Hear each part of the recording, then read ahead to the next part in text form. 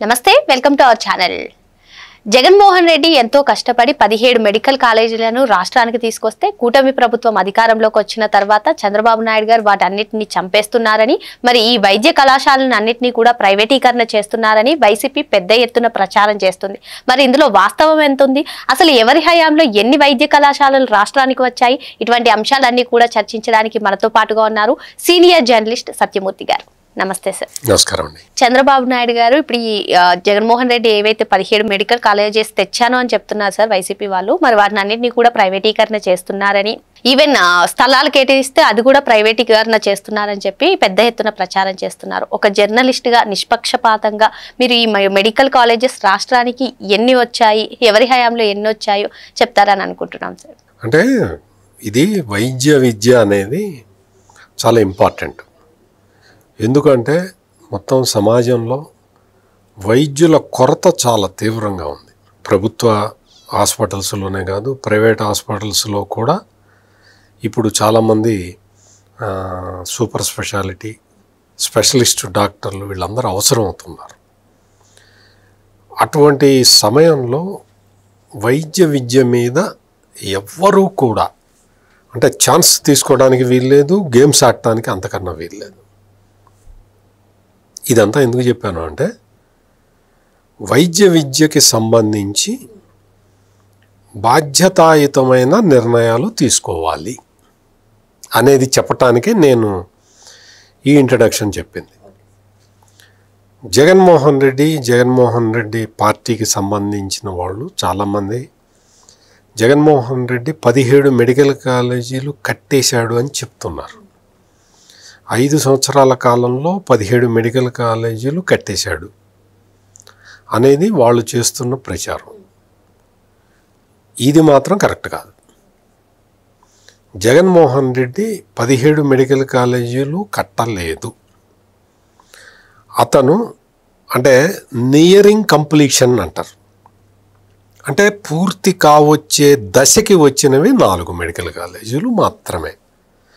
మిగిలినవన్నీ కూడా అంటే దాదాపుగా 13 మెడికల్ కాలేజీలు ఫౌండేషన్ లెవెల్ కూడా దాటల. అంటే పునాది స్టేజీ నుంచి పైకి రాల. బిల్డింగ్లే పునాది స్టేజీ కన్నా తక్కువలో ఉంటే ఇంకా మెడికల్ కాలేజీ ఎప్పుడు కట్టాలి, ఎప్పుడు ఇవ్వాలి, ఎప్పుడు ఇది చేయాలి, సీట్లు ఎప్పుడు ఫిల్ చేయాలి. జగన్మోహన్ రెడ్డి టైంలో ఈ 4 మెడికల్ కాలేజీలు, ఆ 4 మెడికల్ కాలేజీలకి కూడా ఏం చేశాడు అంటే ఒకవైపు బిల్డింగులు కడుతూనే ఇంకొక వైపు తనకు కావాల్సిన వాళ్ళని, తన పార్టీ నాయకులు సిఫార్సు చేసిన వాళ్ళని తీసేసుకొని ఉద్యోగాల్లో పెట్టేశాడు. ఉద్యోగాల్లో పెట్టిన తర్వాత MCI medical council of India అని ఉంటుంది, ఎంసీఐ వాళ్ళు వచ్చి వాళ్ళు తనిఖీ చేసిన తర్వాత వీళ్ళలో క్వాలిఫైడ్ స్టాఫ్ లేదు అని, ఇక్కడ సౌకర్యాలు సరిగా లేవు అని చెప్పి వాళ్ళు సీట్లు ఇవ్వటానికి కూడా నిరాకరించారు. అంటే సీట్లు భర్తీ చేసే పరిస్థితి కూడా లేదు. ఒక 2 మెడికల్ కాలేజీలలో సీట్లు భర్తీ చేసే స్థాయికి వచ్చినా కానీ అక్కడ ఫ్యాకల్టీ కరెక్ట్గా లేదు అన్న ఉద్దేశంతో ఆపితే మళ్ళీ స్టేట్ గవర్నమెంట్ మళ్ళీ రాసుకొని తీసుకునే పరిస్థితి ఉంది. అంటే 17 మెడికల్ కాలేజీలు పూర్తి చేశాను అని జగన్మోహన్ రెడ్డి చెప్పటం అనేది పూర్తిగా అబద్ధం. అసలు అది అందులో 1% నిజం కూడా కనపట్టలేదు. ఇది వాస్తవం. ఇకపోతే ఇప్పుడు పీపీపీ మోడల్లో, పబ్లిక్ ప్రైవేట్ పార్ట్నర్షిప్ మోడల్లో మెడికల్ కాలేజీలు నిర్మిస్తాము అని ఇప్పుడు కూటమి ప్రభుత్వం చెప్తూ ఉన్నది. పీపీపీ మోడల్ అంటే ఏంటి, ఎందుకు ఆ మోడల్ని తీసుకున్నారు అనేది చాలా ఇంట్రెస్టింగ్ పాయింట్. ఇక్కడ ఏంటి అంటే కేంద్ర ప్రభుత్వం ఇచ్చిన డబ్బులన్నీ కూడా జగన్మోహన్ రెడ్డి, అందుకని లేవు, అక్కడ పైసలు లేవు. మొత్తం జగన్మోహన్ రెడ్డి టైంలో 17 మెడికల్ కాలేజీల నిర్మాణానికి 8,480 కోట్ల రూపాయలు ఖర్చు అవుతుంది. ఇందులో 3,670 కోట్ల రూపాయలు నాబార్డు వాళ్ళు అప్పు ఇచ్చారు మెడికల్ కాలేజీల కన్స్ట్రక్షన్కి. ఈ మెడికల్ కాలేజీల నిర్మాణానికి నాబార్డు ఇచ్చిన అప్పులు ఇప్పుడు లెక్క తెలియటలే. ఆ డబ్బులు ఎక్కడున్నాయో లెక్క తెలియటల్లా.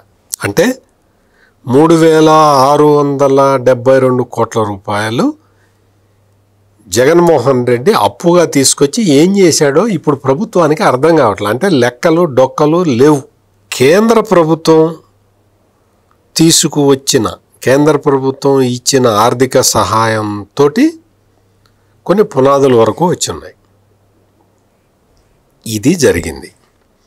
మొత్తం కన్స్ట్రక్షన్ పునాదుల వరకు వచ్చున్నాయని చెప్పా కదా. కొన్ని 4 మెడికల్ కాలేజీలు నియరింగ్ కంప్లీషన్కి వచ్చినాయని చెప్పా కదా. వాటికి పెండింగ్ బకాయిలు ఎన్ని ఉన్నాయి తెలుసా? అంటే జగన్మోహన్ రెడ్డి ప్రభుత్వం ఉన్న సమయంలో చెల్లించాల్సిన డబ్బులు చెల్లించకుండా వెళ్ళిపోయినవి 674 కోట్ల రూపాయల పెండింగ్ బిల్లు ఉంది. అంటే జగన్మోహన్ రెడ్డి ఏం గట్టించినట్టు? 3,600 కోట్ల రూపాయలు కేంద్రమే సాయం చేస్తే మరి 674 కోట్ల రూపాయలు బకాయిలు, ఇంకా బకాయిలు పెడితే నువ్వు ఎంత ఖర్చు పెట్టావు, ఎంత మింగావు.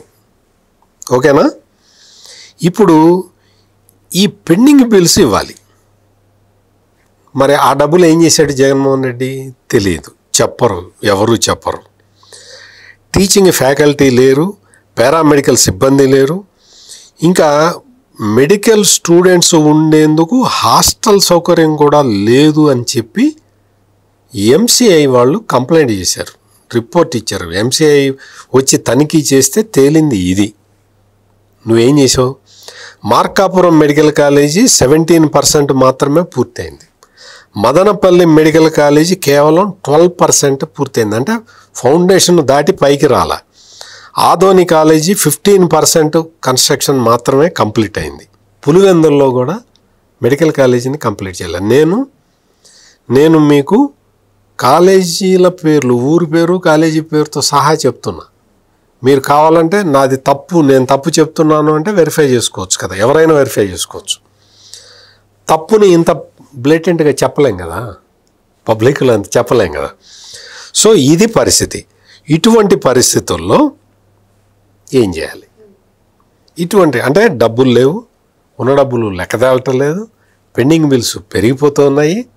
కేంద్రం నుంచి మళ్ళీ డబ్బులు తెచ్చుకుందామంటే ఆ పరిస్థితి లేదు. ఆల్రెడీ వాళ్ళు 3,600 కోట్లు నాబార్డు ద్వారా లోన్ ఇప్పించారు. ఇప్పుడు ఏం చేయాలి అంటే అనే దగ్గర మామూలుగా ఏ గవర్నమెంట్ అయినా, అంటే బాధ్యత లేని ఏ ప్రభుత్వం అయినా సరే ఏం చేస్తుంది అంటే చేతులు ఎత్తేసి కూర్చుంటుంది. We have to appreciate the Chandrababu government. ఏం చేశాడు అంటే కాలేజీలని, అంటే ఏది పూర్తి కాలేదు, డబ్బులు ఎక్కడికి పోయినాయో తెలియదు, ఎవరు తినేశారో ఎంక్వైరీ చేయాలంటే ఇంకా టైం పడుతుంది. కాబట్టి ఇప్పుడు ఏం చేశారు అంటే ల్యాండ్ గవర్నమెంట్ చేతిలోనే ఉంటుంది, సీటు అలాట్మెంటు ఎంత జరగాలనేది గవర్నమెంట్ చేతుల్లోనే ఉంటుంది. ఈ 2 ఇంపార్టెంట్ విషయాలు కదా, ఆ 2 గవర్నమెంట్ చేతుల్లో ఉంటాయి. ఇంకా మిగిలింది ఏంటి అంటే ఆసుపత్రి నిర్వహణ కూడా గవర్నమెంట్ చేతుల్లోనే ఉంటుంది. ప్రతి మెడికల్ కాలేజీకి ఒక ఆసుపత్రి ఉండాలి, ఆ ఆసుపత్రి నిర్వహణ కూడా గవర్నమెంట్ చేతుల్లోనే ఉంటుంది. ఇంకా మిగిలింది ఏంటి అంటే ఈ భవనాలని నిర్మించాలి. ఈ భవనాలని నిర్మించిన తర్వాత దాని డైలీ రొటీన్ నిర్వహణ, వీటికి సంబంధించి ప్రైవేటు వాళ్ళకి ఇస్తూ ఉన్నారు. వీళ్ళకి లాభం ఏంటి, ప్రైవేటు వాళ్ళకి లాభం ఏంటి, అది కూడా చూడాలి కదా. ప్రైవేటు వాళ్ళకి ఈ కాలేజీలు ఇవ్వటం వల్ల వాళ్ళకి ఇప్పటికే చాలామంది, అంటే వాళ్ళు చాలామంది సేవ చేయడానికి ముందరకు వస్తూ ఉన్నారు. వచ్చిన తర్వాత వాళ్ళకి ఈ ఫండ్స్ క్రంచ్ లేని వాళ్ళని సెలెక్ట్ చేసుకొని వాళ్ళకి ఇది ఇవ్వాలి, ఈ టాస్క్ వాళ్ళకి ఇవ్వాలి. వాళ్ళు మొత్తం దీన్ని ఆపరేట్ చేసిన తర్వాత కొంత నిర్ణీత టైం ఉంటుంది, 30 ఏళ్ళో 33 ఏళ్ళో సంథింగ్ పీరియడ్. ఆ పీరియడ్ తర్వాత వాళ్ళు గవర్నమెంట్కి హ్యాండ్ ఓవర్ చేసి వెళ్ళిపోవాలి. అంటే ఇటువంటి కండిషన్లు పెట్టారు. పీపీపీ మోడల్ అంటే అది. Okay sir. ఈ నిర్వహణకి సంబంధించిన వాళ్ళకి ఆ ఫీజుల నుంచి వాళ్ళకి జనరేట్ అవుతుంది, అమౌంట్ జనరేట్ అవుతుంది. ఆ అమౌంట్ ఈ ఖర్చులు ఇవన్నీ పోయిన తర్వాత వాళ్ళకి వస్తే ప్రాఫిట్ రావచ్చు, రాకపోతే రాకపోవచ్చు.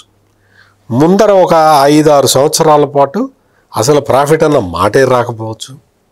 ఆ తర్వాత స్టెబిలైజ్ అయిపోయిన తర్వాత ప్రాఫిట్ వస్తే రావచ్చు.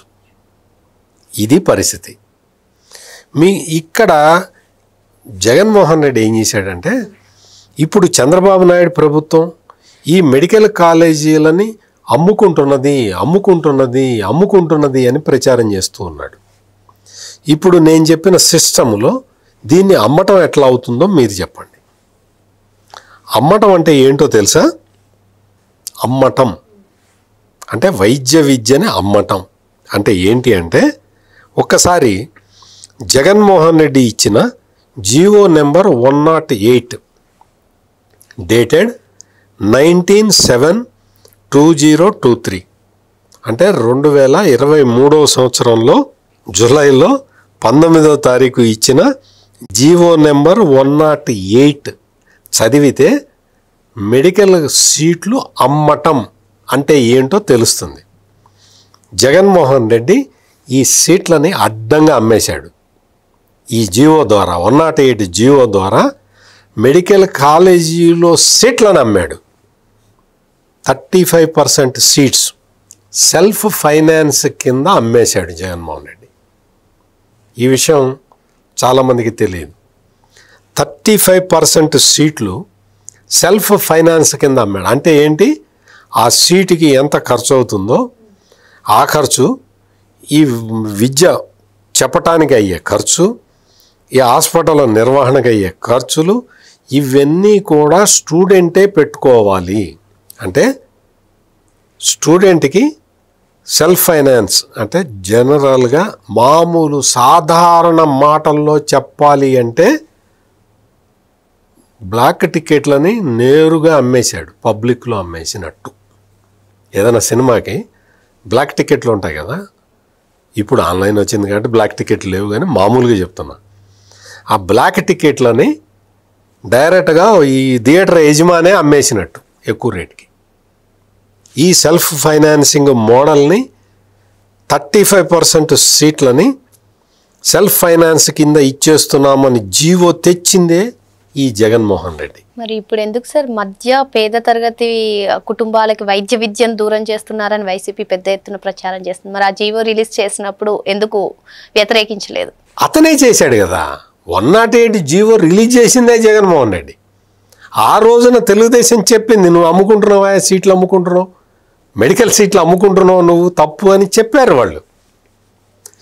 ఇప్పుడు ఇక్కడ ఏంటో తెలుసా, గవర్నమెంట్ మెడికల్ కాలేజీలో 15% సీట్లు ఆల్ ఇండియా కోటాకి ఇవ్వాలి. మిగిలిన 85% సీట్లలో 50% సీట్లు జనరల్ కేటగిరీలో, 35% సీట్లు సెల్ఫ్ ఫైనాన్సింగు, 15% సీట్లు ఎన్ఆర్ఐ కేటగిరీ. అంటే 35% జాగ్రత్తగా వినాలి మీరు, 35% సీట్లు సెల్ఫ్ ఫైనాన్సింగ్ పేరుతో దోచుకుంటున్నావు. ఇంకొక 15% సీట్లని నువ్వు ఎన్ఆర్ఐ కోటాలో అమ్ముకుంటున్నావు. అంటే ఎంత? దాదాపుగా 50% సీట్లని జగన్మోహన్ రెడ్డి అమ్ముకోవటానికి ప్లాన్ చేసిన వ్యక్తి ఈ రోజున వచ్చి కూటమి ప్రభుత్వం నేను పెట్టిన మెడికల్ కాలేజీలని ప్రైవేటు వాడికి అమ్ముతున్నది అని వాటిని ఏదో నీతులు అంటారు, ఆ నీతులు చెప్తున్నాడు. అసలు ఎట్లా చూడాలి? నువ్వు 50% సీట్లని అమ్ముకోవటానికి పర్మిషన్ ఇచ్చిన వ్యక్తివి నువ్వు వైద్య విద్యని ఉద్ధరించినట్ట. 17 మెడికల్ కాలేజీలు కట్టానన్న అబద్ధాన్ని పదే పదే చెప్తూ ఉన్న నువ్వు వైద్య విద్యని ప్రమోట్ చేశావా? మీరు ఇంట్రడక్షన్లో మీరు ఒక క్వశ్చన్ అడిగారు, అసలు మొత్తం ఎన్ని కట్టారు? చంద్రబాబు నాయుడు ముఖ్యమంత్రిగా ఉన్న టైంలో, అంటే మొత్తం టోటల్ 14 years ఆయన టెన్యూర్లో 22 మెడికల్ కాలేజీలు తీసుకొచ్చాడు. జగన్మోహన్ రెడ్డి తన 5 ఏళ్ల కాలంలో తెచ్చింది 5 మాత్రమే. తిరుపతిలో బర్డ్స్ ఆసుపత్రి, టాటా క్యాన్సర్ ఇన్స్టిట్యూట్ చంద్రబాబు తీసుకొచ్చాడు. మొత్తం ఎన్టీ రామారావు మొత్తం వైద్య కళాశాలలన్నిటికీ ఒకే గొడుగు కిందకి తీసుకురావాలన్న ఉద్దేశంలో 1986లో దేశంలో మొట్టమొదటిసారి హెల్త్ యూనివర్సిటీని పెట్టాడు. 2015లో చంద్రబాబు నాయుడు ఎయిమ్స్ని తీసుకొచ్చాడు మంగళగిరికి. చంద్రబాబు నాయుడు ఎయిమ్స్ తీసుకొస్తే ఆ ఎయిమ్స్కి రోగులకి తాగటానికి నీళ్లు కూడా ఇవ్వకుండా జగన్మోహన్ రెడ్డి ఎయిమ్స్ని ఎండబెట్టాడు. మంగళగిరి ఎయిమ్స్ని చుక్క నీళ్ళు ఇవ్వాల. అక్కడ లెక్చరర్లు పారిపోయారు, డాక్టర్లు ప్రొఫెషన్ వదిలేసి వెళ్ళిపోయారు, స్టూడెంట్స్ రాలేదు, రోగులు లేకుండా పోయారు. అటువంటి దారుణమైన పరిస్థితులు ఎయిమ్స్ లాంటి ప్రతిష్టాత్మక సంస్థకి కల్పించిన జగన్మోహన్ రెడ్డికి మెడికల్ కాలేజీల గురించి మాట్లాడే అర్హతే లేదు. మరో అంశంతో మళ్ళీ కలుద్దాం. Thank you sir. నమస్కారం అండి.